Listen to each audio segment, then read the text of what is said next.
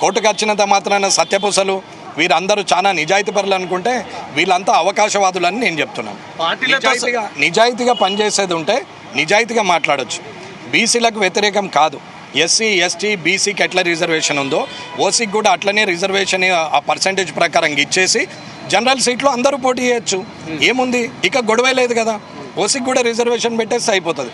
ఒకప్పుడు పెత్తందారులు ఉండే, భూస్వాములు ఉండే, పటేన్లు ఉండే, పట్వారీలు ఉండే, 100 ఎకర ఆసాములు ఉండే, వాళ్ళందరూ తాత ముత్తాతల నుంచి వాళ్ళు నడుపుకుంటూ వచ్చి కాబట్టి ఆ టైంలో బడుగు బలైన వర్గాలు ఉన్నారు, వృత్తి పని చేసుకుంటున్నారు, కూళ్ళు చేసుకొని బతుకుతారు.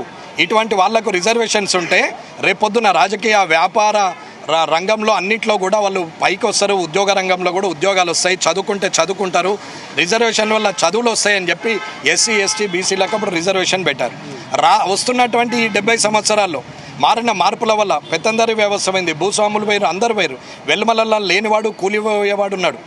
ఫార్వర్డ్ క్లాస్లో ముస్లిమ్స్ ఉన్నోళ్ళు ఇవాళ పండ్ల బండ్లు అమ్ముతున్న వాళ్ళు ఉన్నారు. కోమట్లు ఇవాళ పోయి బజ్జీలు వేసుకుంటూ రోడ్డు మీద బతుకుతున్న వాళ్ళు ఉన్నారు.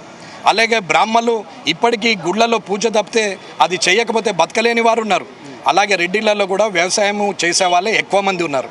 వీళ్ళందరికీ కూడా రిజర్వేషన్ వాళ్ళ పర్సంటేజ్ ప్రకారం ఇచ్చి తర్వాత మీరు ఖచ్చితంగా జనరల్ సీట్లో ఎస్సీ ఎస్టీ